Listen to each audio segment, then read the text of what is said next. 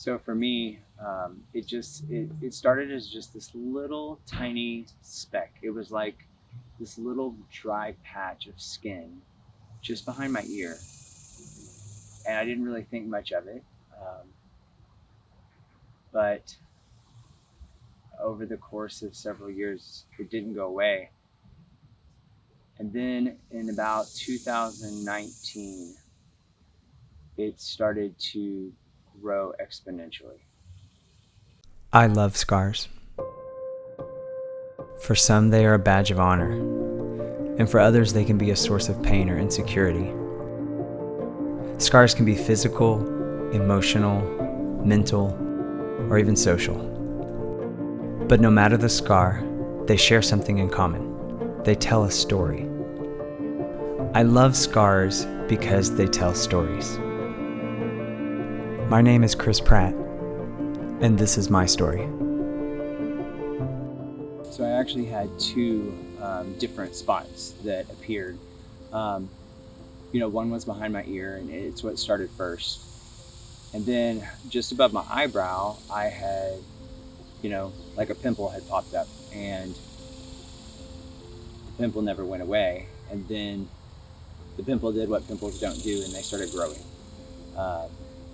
And then it kind of dissolved from a pimple and then turned into like this scaly, scabby substance that then just started spreading.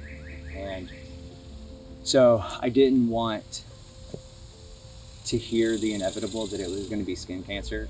So I sort of just ignored it and believed that it would go away. But it didn't, it grew. And after, 5 or 6 years, it became uncontrollable, especially when the weather would change and get really cold, or maybe I was really active outside or whatever the case might be. It would crack, it would bleed, and it really became this source not only of pain and frustration, but it also became like really embarrassing. And so I knew that it was out of control when it got to the point that, every night that I woke up, there was just blood all over my pillow. And, it was at that point that I couldn't seem to control it. So I went to a dermatologist, and they took a biopsy, and the news came back that yes, it was cancerous, and it was a basal cell carcinoma on both my eyebrow and behind my ear. So at this point, I was dealing with two large spots of basal cell carcinoma, which were growing at a pretty rapid rate. And so the dermatologist said, at this time, we're going to have to surgically remove it. It's the best thing to do. And so that involved the Mohs surgery, which basically is exploratory, and they go in layer by layer and just remove all the tissue until there's no more trace of the cancer. I really struggled with this because although, of course, I'm fair-skinned and I've certainly had my share of sunburns in my life, something wasn't sitting well with me about that for some reason. And I guess all medical professionals and logic says, yeah, you've been sunburned, so you get skin cancer. That's what happens. So I really started to dive into the research and the study. I went on a quest for about a year before my surgeries to really try to figure out okay, what has caused this? And if it is, getting sunburns, then okay, I get it. But if it's something else, I want to know, because I want this to be gone and I don't ever want it to come back. So I did tons of independent research on my own, everything from reading medical journals to reading studies online, watching countless videos on YouTube of different people and their experiences. And what I started to discover was that there is a huge correlation to cancer and your diet. I, of course, had to reflect on those two issues. And by no means did I have a healthy diet. In fact, I've often heard of it said the standard American diet is truly sad. And that's exactly what my diet was. I was a foodie. I love food, and food was a social thing for me. So I loved going out to eat. I loved restaurants. I loved fast food. I loved any environment where I could be with friends and we could just, relax and hang out. Um, and as a result, like, I just ate poorly. Uh, Fast food all the time, processed food. I was a band director at the time. I worked crazy hours, and so my life was really conducive to just living that. Let's run to Whataburger, let's head over to Chick-fil-A, or whatever the case may be. And I found that was pretty much what my diet consisted of. And the fact of the matter was, I was addicted to sugar. I was the person who literally had dessert after every meal, breakfast, lunch, or dinner. It didn't matter. And, I always had to cleanse my palate. I had to get rid of the greasy burger taste and fill it with a nice piece of cake. And so that was what I was doing. And in the back of my mind, I knew that was a problem, but I was young and I just said, like, I'm okay. I'd gain weight and then I'd lose weight. And this moment in time kind of stopped me in my tracks, and I had to realize that what I was putting into my body was causing way more damage than what I saw. And now these spots that have, appeared and that are literally eating away at my flesh are the result of years of the toxins that I've put inside of my body. So as I began to research and I began to really understand cancer for what it was, I learned a lot. And by no means am I an expert, and I'm not even going to try to, act like I'm medical in any way, or that I have figured out a cure, because that's not the case. I've just figured out what works for me. But, that being said, I realized that the connection between cancer and sugar is literally, it's amazing, because cancer cannot thrive unless it's feeding on sugar. And so what I realized was, with the combination of the high fat diet that I was eating, with the high sugar and caloric intake that I was eating, it was literally, I became a breeding ground for death. And so that is what I was starting to see. So I tried things. I tried, eating keto. I tried eating this way, that way. And I just tried everything that I could think of to see if maybe the cancer would start to die or reverse, or whatever whatever might happen. And, I would go through periods where it would be like, hey, maybe I think it's getting a little bit better. Like, maybe it didn't bleed as much today, or, maybe it's not as irritating today. But then my willpower would fail, and I would run back to what I knew, which was, fast food and really, just rich, greasy foods and sugary foods, and it would just escalate. And so that kind of brought me to the point of my surgery. And I went and I had my eyebrow done first, and it was not as big, it was not as deep. Thankfully, in the Mohs session, I only had to go back I think 2 or 3 times in a row for them to remove it. And the dermatologist, who was phenomenal, was able to do a skin graft, in office. And, that was a fairly, I guess as far as cancer removal goes, it was a fairly non-traumatic surgery.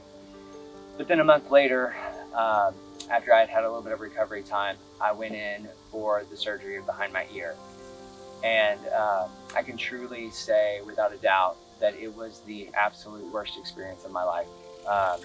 Whenever you have Mohs surgery, they don't anesthetize you. You're not put under. It's live and in person, because they have to take a layer of the tissue, and then you have to wait in the waiting room while they test that layer. And if they see even one abnormal cell, they go in and take the next layer.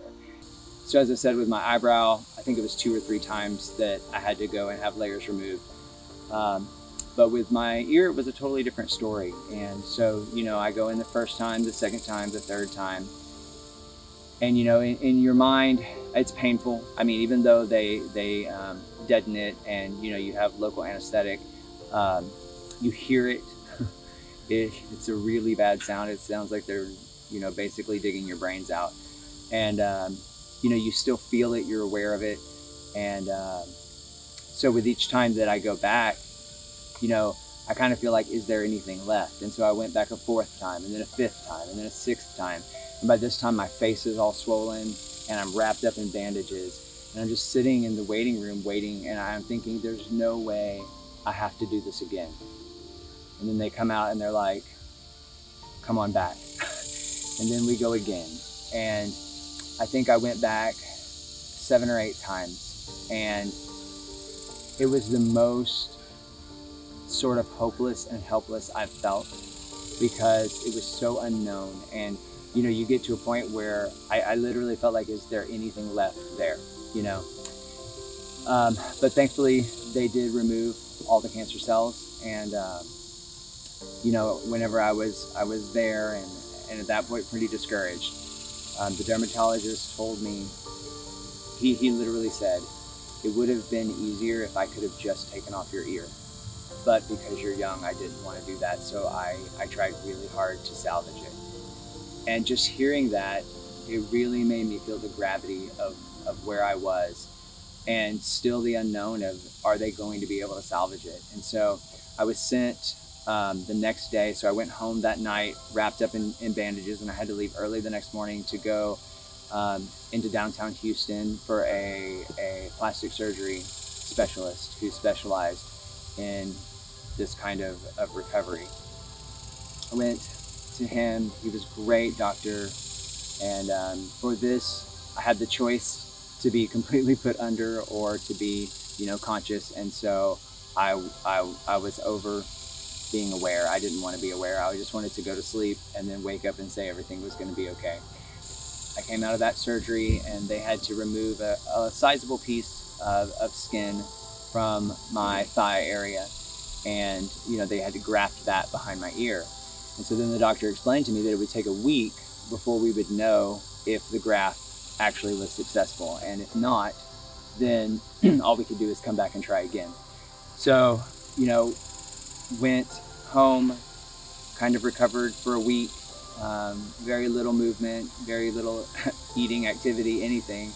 And then I went back, and lo and behold, the graft did not take. Only 25% of it was good. So then I had to undergo the entire plastic surgery again, this time on the other side, on my other leg. And, again, there was no guarantee that the graft would take.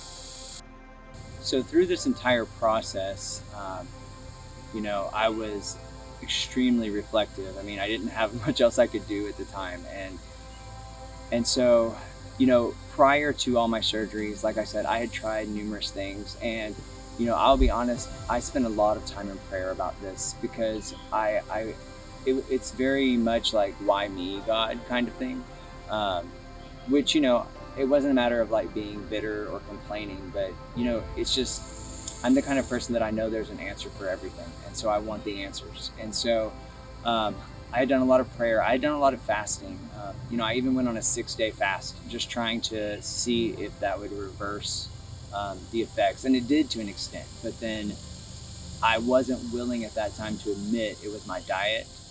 And so since after 6 days of not eating, it wasn't gone, I was like, oh, well, and so then I just ran back to the way I ate. And it was definitely, a mental thing. And so I had really been praying a lot and just searching for answers. And, with all my studying, it's like in the back of my mind, I felt like it was probably my diet more so than sunburns. And maybe sunburn triggered it, but I think that my diet was feeding it, whatever the case may be. My immune system was certainly not healthy enough to destroy it. And so I just had so many questions, and I felt like I had no answers. And so I went in for my second surgery, my second plastic surgery. And as I was laying there waiting for them to come and put me under anesthesia, I really hit my lowest point, because I didn't know if it was going to work, and if it doesn't work, then, am I going to keep my ear? Like, what's going to happen? And, I had 2 small kids at the time, and it was just a very stressful and intense encounter. And as I was laying there, I just heard the most quiet, small voice that I 100% believe was God speaking to me. And the voice just simply said this: it's your diet. And just at that time, the doctors came in and they were ready to put me under anesthesia. But in my heart, I made a commitment and I said, I am changing. I'm changing, and I'm done with this diet. So that was July 25th, 2019. And that was the day I started a plant-based diet. And I'm sitting here exactly 2 years later on July 25th, 2021, excited that I am completely cancer-free and there has been no trace at all. And I am now 2 years steady on living a completely plant-based diet. And I've never felt better. And I am so excited about the changes that I've seen. So that's why I'm making this video today, is because I feel like that a lot of people want to make changes, but there are so many obstacles in their way. One of those is just simply the motivation to do it and an easy way to do it. So today I am launching what I'm going to call the Plant Adventure. And, I'm going to start with this YouTube channel and see where it takes me. But basically, I want to share my journey and my adventure with living a plant-based lifestyle. And whether you, just want to incorporate more plants, fruits, vegetables into your diet just to be more healthy, or maybe you want to take the plunge and be 100% plant-based.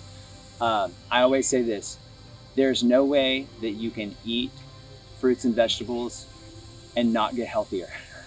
So to whatever extent you might be wanting to bring better nourishment to your body, I hope that this channel helps you.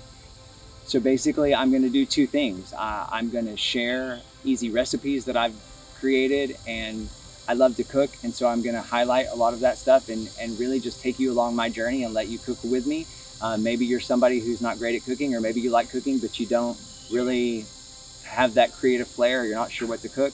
This is the channel for you, because we're going to make some great food. I'm still a foodie. I'm just a plant-based foodie. So I'm excited about it. The other thing that I'm going to do is I'm going to travel the world and find amazing plant-based restaurants, amazing plant-based foods. I'm going to go into the history of it. I'm going to highlight all the facts that plants do for our bodies. And we're going to travel the world together, and we're going to explore, and we're going to have a great adventure and find out the benefit of plants. So I hope that you will enjoy this channel. I want to encourage you to go ahead and like and subscribe. I'm going to start uploading content on a fairly consistent basis. So I would love to hear your comments below.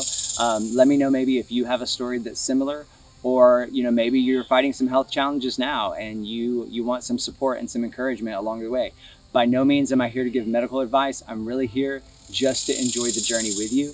But I think that hearing each other's stories, it's really what encourages us.